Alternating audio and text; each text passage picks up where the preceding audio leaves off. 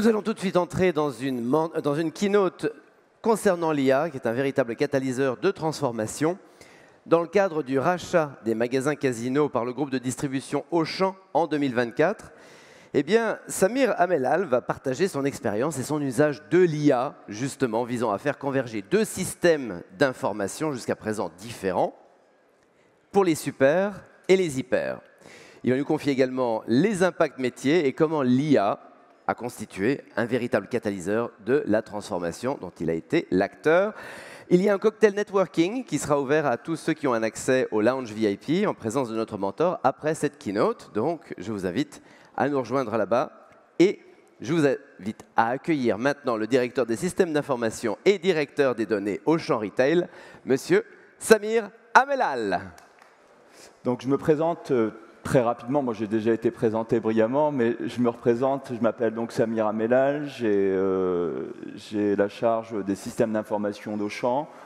Je suis également directeur des données, donc je suis Chief Data Officer d'Auchan également. Et donc, je vais vous parler. Alors, je vais vous parler d'IA évidemment, puisque c'est dans le titre et que ça joue un rôle finalement dans notre stratégie et dans les enjeux que nous sommes en train de mener. Mais je vais surtout vous parler de la transformation d'Auchan et de la transformation plus particulièrement des systèmes d'information d'Auchan et des enjeux autour de cette transformation. Et je vais revenir, comme ça a été dit aussi, sur l'intégration des magasins Casino que nous avons rachetés juste un peu avant l'été, en tout cas que nous avons intégrés juste avant l'été, et le rôle que ça a pu avoir dans l'accélération finalement de cette transformation. Donc voilà, je vais revenir sur ces éléments, et puis je laisserai quelques minutes à la fin pour vos questions. Je serai ravi de répondre aux questions que vous avez. Alors, je vais partir d'un point de départ, et ce point de départ, ça va être la stratégie finalement de notre DSI. Et la stratégie d'une DSI, finalement, c'est toujours le reflet d'une stratégie d'entreprise, et en tout cas d'un contexte, qui est le contexte de l'entreprise. Alors notre contexte, en fait, vous le connaissez tous. Alors c'est un contexte global, j'enfonce peut-être une porte ouverte en parlant de ça, mais c'est que finalement, depuis quelques années, on est confronté à beaucoup de ce qu'on pourrait qualifier de choc, des choses auxquelles on ne s'attendait pas forcément par définition. On a eu des guerres, on a eu des confinements, on a eu des crises inflationnistes assez importantes là, ces derniers mois. Et tout ça, finalement, ça nous oblige à faire face à des choses auxquelles on n'était pas forcément préparé. Et donc, effectivement, le groupe Auchan, comme d'autres retailers, ont été confrontés à ça. Moi, par exemple, pendant le Covid, j'étais chez un autre retailer, pour ne pas le citer, c'est La Redoute. On a été confrontés justement aux fermetures de nos points relais colis. Donc, on faisait livrer nos clients dans les points relais qui étaient près des domiciles de nos clients. Et il a fallu s'adapter, il a fallu pouvoir brancher de nouveaux logisticiens qui faisaient le dernier kilomètre, etc. Et si on n'avait pas été prêt informatiquement à le faire, ben on aurait eu de gros problèmes. Alors finalement, ce choc a été transformé en opportunité, ça a été plutôt bénéfique à La Redoute, puisque les gens se sont plus équipés, etc. Donc là, c'est à peu près la même chose. Par exemple, avec l'inflation, on vit le même genre de difficultés, contrairement à ce que parfois certains disent dans les médias, etc. L'inflation ne nous est pas profitable, on a un effet de ciseau sur nos marges, et donc il faut être capable de s'adapter, par exemple, à ce dernier choc, et il y en a eu d'autres. Et donc c'est aussi les systèmes d'information qui doivent être capables d'accompagner l'entreprise dans ces adaptations. Donc je passe rapidement sur ce slide, je ne vais pas le commenter longtemps, c'est presque darwinien, on doit être adaptable. Donc l'espèce qui survit, ce n'est pas la plus intelligente ni la plus forte, c'est celle qui est capable de s'adapter. Et donc c'est un petit peu mon objectif, en tout cas en tant que DSI, c'est d'aider l'entreprise à être adaptable. Alors la situation, vous verrez qu'elle n'est pas facile, c'est qu'on a une grosse dette informatique. Alors ça, c'est un petit mapping, je reviendrai peut-être dessus, de notre dette informatique, et c'est juste une petite photo, c'est beaucoup plus large que ça, finalement des adhérences qu'il peut y avoir dans les systèmes d'information, et finalement c'est de l'accumulation de systèmes, d'outils, et je vous expliquerai un peu comment on en est arrivé là, mais il y a plein de raisons. Il y a d'une part l'historique, c'est-à-dire qu'on vient ajouter des outils au-dessus de la pile et on s'arrange pour qu'ils communiquent entre eux, etc. Mais ça devient très interdépendant et dès qu'on veut ajouter un nouvel outil ou une nouvelle fonctionnalité, ben, on a ce qu'on appelle des effets de bord, c'est-à-dire que comme tout est interdépendant, ben, on peut casser des choses ou on peut avoir des effets indésirés, comment on appelle ça, des effets indésirables plutôt. Et donc, effectivement, on fait très attention à chaque fois qu'on vient implémenter une nouvelle solution, à chaque fois qu'on veut en enlever une autre, ajouter une fonctionnalité, etc.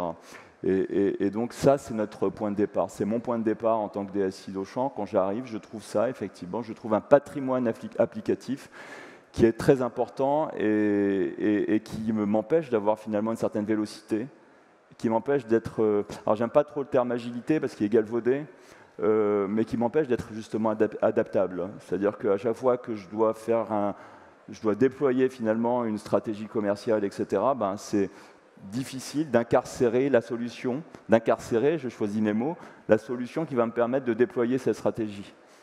Si j'ai besoin d'un outil pour ajouter un nouveau parcours de course dans nos magasins, ben, il faut incarcérer cet outil, comme je le disais, et donc il y a tout l'environnement autour dont on doit tenir compte. Là, je vous donne juste un petit exemple. Ça, c'est notre outil, il s'appelle Gold, c'est notre outil de logistique amont. Alors, l'idée, ce n'est pas de le commenter brique par brique, hein, mais c'est l'outil, finalement, logistique amont, c'est ce qui me permet, en magasin, de gérer la logistique du magasin, le stock qui est à l'intérieur du magasin, la commande, ce qui me permet de recommander des produits, etc. etc.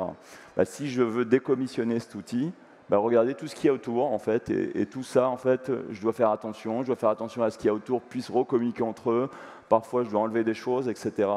Et donc, ça me freine, ça me neutralise finalement dans le déploiement de cette stratégie, et parfois ça peut avoir des effets très négatifs sur le commerce, parce qu'on ralentit notre time to market.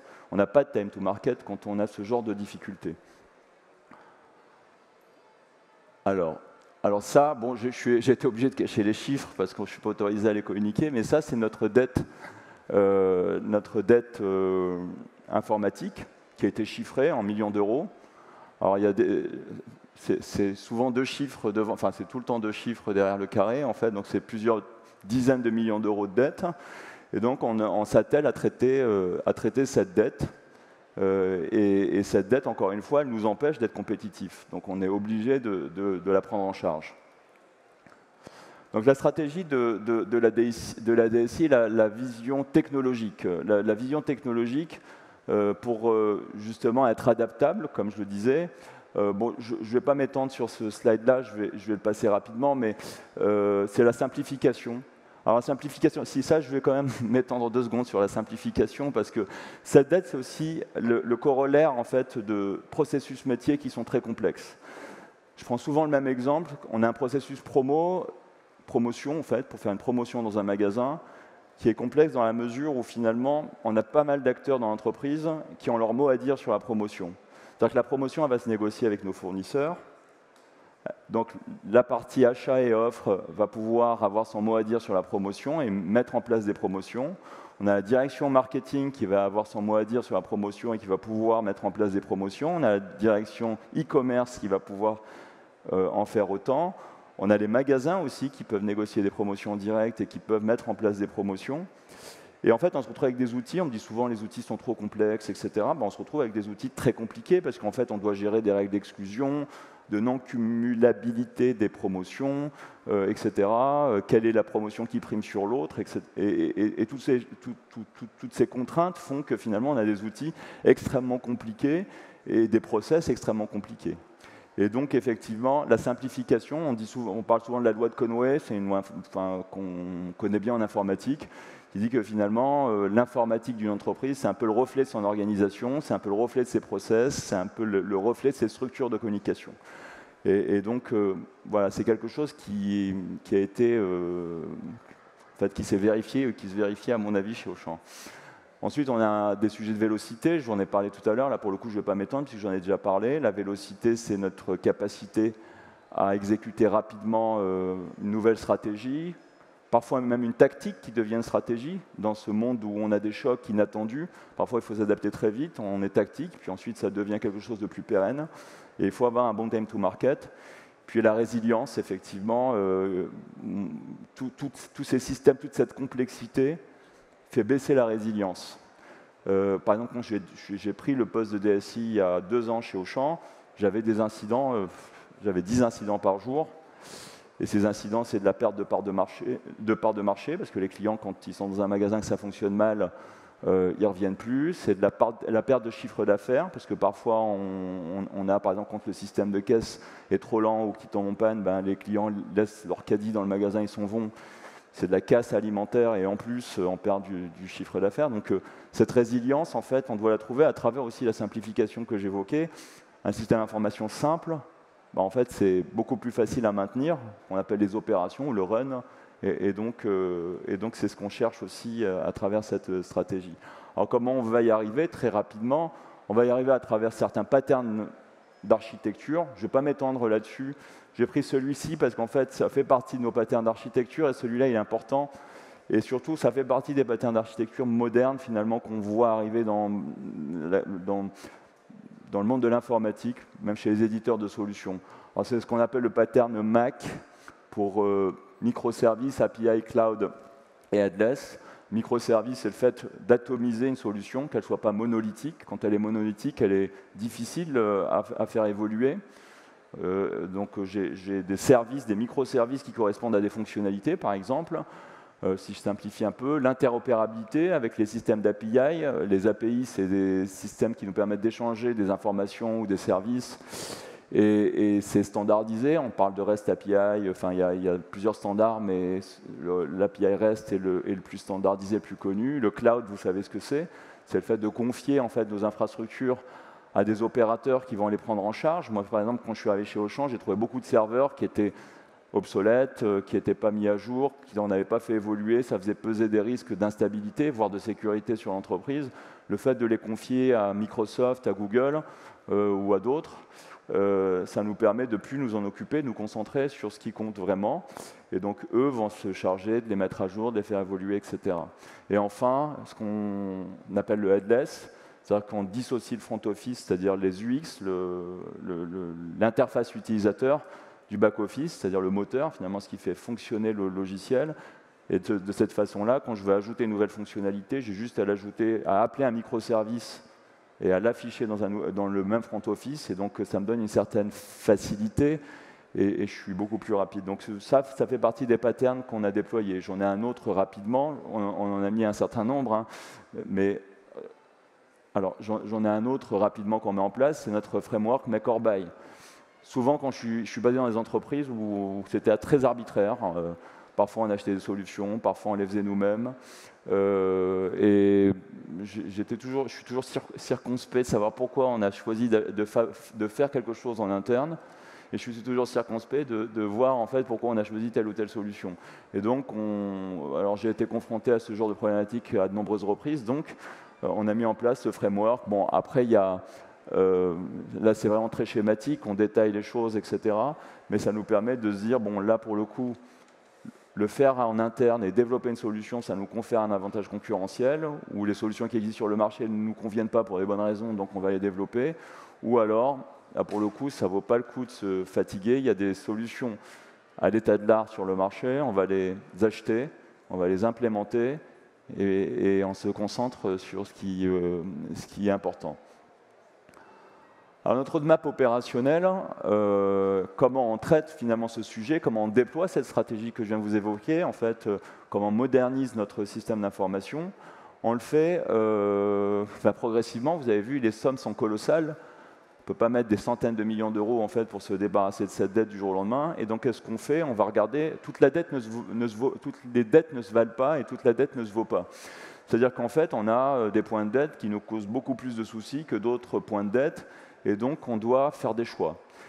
Et donc, on a pris le parti de sélectionner les 10% de la dette qui représentent 50% de nos problématiques, nos problèmes, ce qui nous freine le plus, etc. Et donc, on a identifié cette dette et on s'est dit, c'est ça qu'on va traiter en priorité, c'est là qu'on va mettre nos efforts. Bon, je ne reviens pas sur ce qu'il y avait juste avant, mais voilà, si on traite cette dette en priorité, en termes de le V, c'est pour vélocité, on sera beaucoup plus efficace. Si on attend d'avoir traité toute la dette pour pouvoir, et qu'on le traite de manière indifférenciée, on risque d'attendre longtemps avant de gagner en vélocité, en efficacité, de trouver la stabilité que j'évoquais tout à l'heure, etc.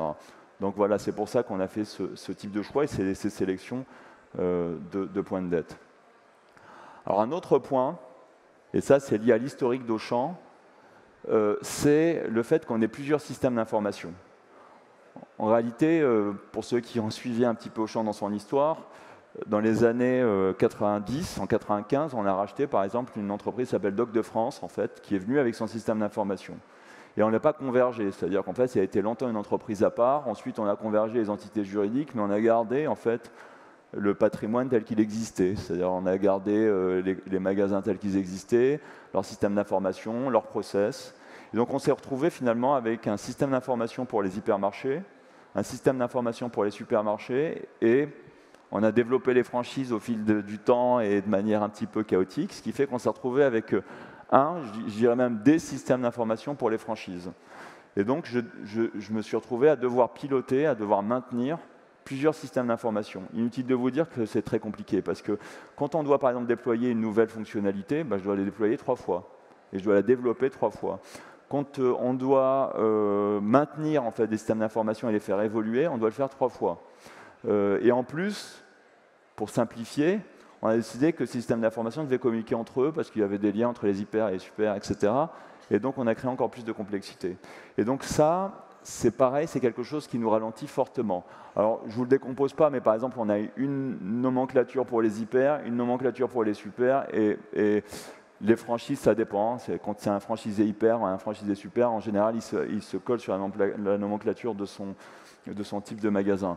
Mais par exemple, le lait chez Auchan, ça peut être considéré comme une nomenclature boisson, ou crèmerie, en fait, en fonction de là où je suis, en hyper ou en super. De la même façon, on a des applications, en fait, qui ne sont pas les mêmes, ce qu'on appelle le back-office caisse, mais c'est bon, rien à voir avec la caisse, hein, c'est historique. Donc avec des applications, en fait, qui sont différentes en fonction du fait que je suis en hyper ou en super. La logistique, c'est pareil. Je montrais tout à l'heure la solution Gold, notre logistique aval. En fait, la solution Gold, c'est la logistique aval des supermarchés. Donc voilà, beaucoup de complexité, et ensuite plus bas, en fait, je me retrouve du coup avec des orchestrations de flux logistiques qui sont extrêmement complexes, une solution qui s'appelle Hermès, qui doit gérer les choses différemment en fonction de si c'est pour les hyper, si c'est pour les super, si c'est pour les deux, et donc on a vraiment beaucoup de complexité à cause de ce type de système. Donc en fait, ce qu'on essaye de faire, c'est justement de converger ces systèmes d'information, c'est-à-dire de faire en sorte qu'on ait les mêmes nomenclatures, les mêmes outils de back-office, les mêmes outils de magasin en réalité, les mêmes outils de logistique aval, et ensuite, ça nécessite de travailler sur ces systèmes d'orchestration. C'est là-dessus que je ferai une démonstration sur ce qu'on fait en IA, justement, pour réécrire ces orchestrations.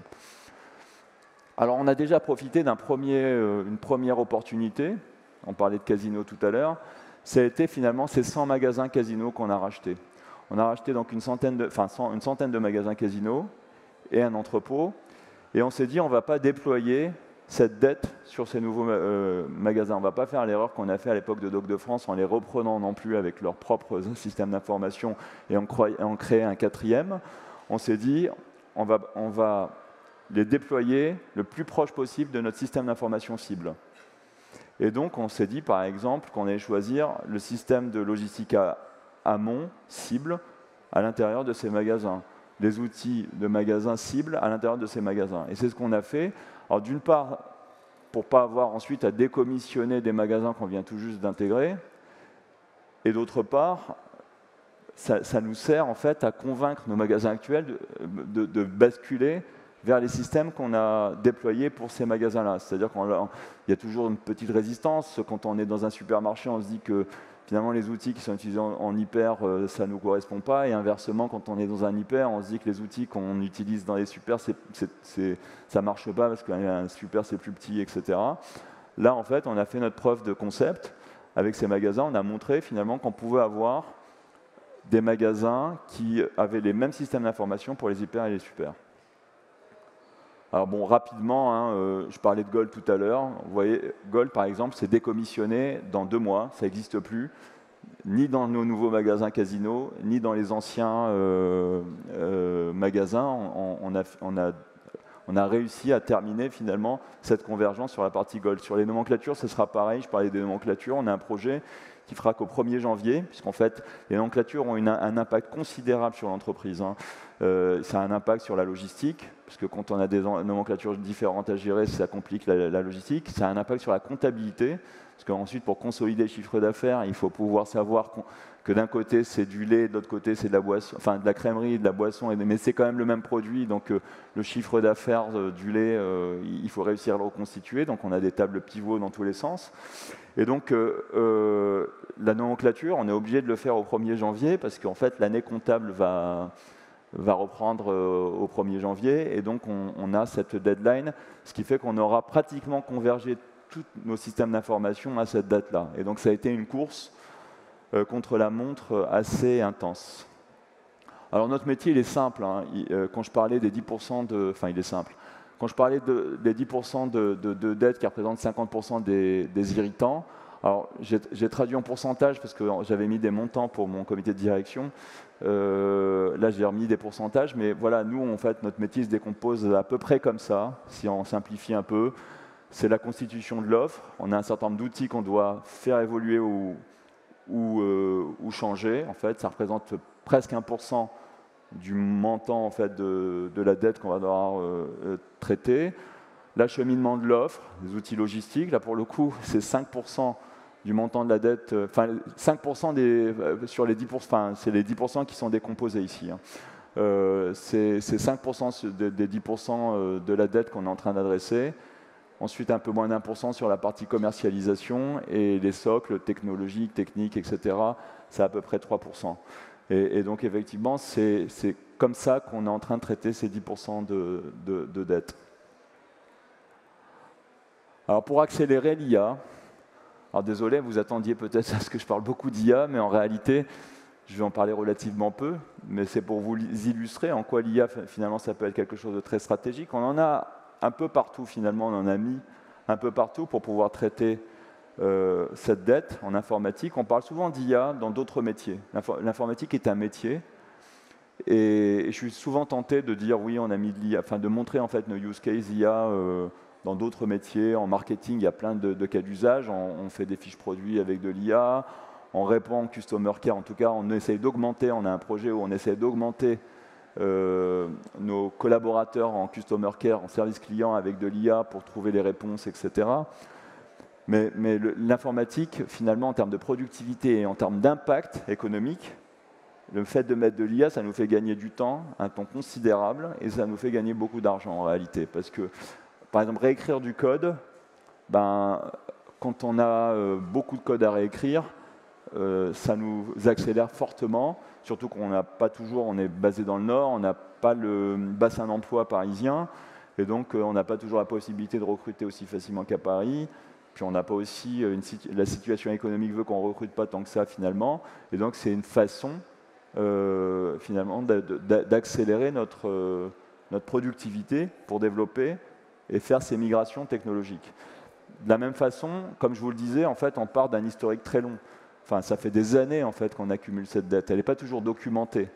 C'est là que je vais vous montrer bientôt un exemple, mais elle n'est pas toujours documentée. Par exemple, grâce à l'IA, on est capable de documenter cette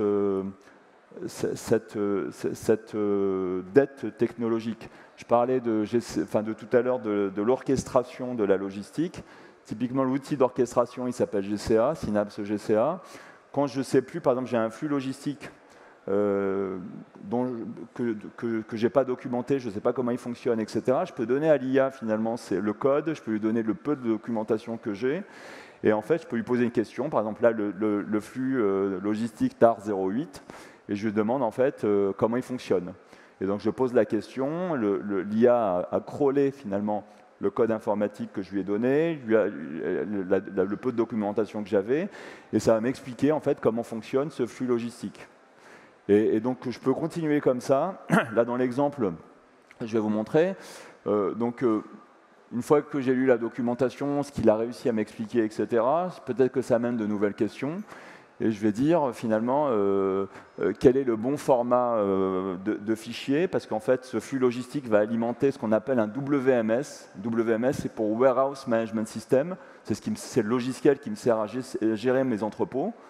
Et donc je vais lui demander quel fichier je dois générer depuis la logistique amont pour que ce WMS puisse préparer les commandes et envoyer les commandes dans les magasins. Et donc j'ai besoin si je fais des migrations ou si je dois réécrire en fait ces flux parce que j'ai normalisé et harmonisé mes systèmes d'information, je vais demander en fait quel est le format que Logistar, mon WMS, accepte. Et donc là, je lui pose la question, je suis désolé, je brode un peu parce que c'est un peu long, j'ai tapé trop lentement.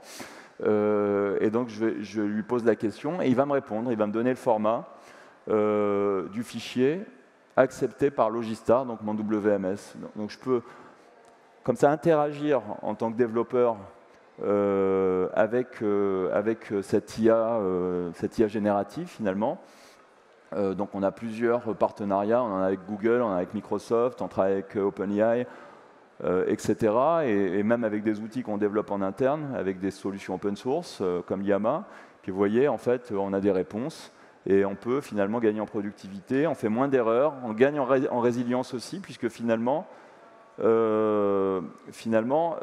quand on va déployer ensuite ces nouveaux flux, on va avoir moins d'incidents.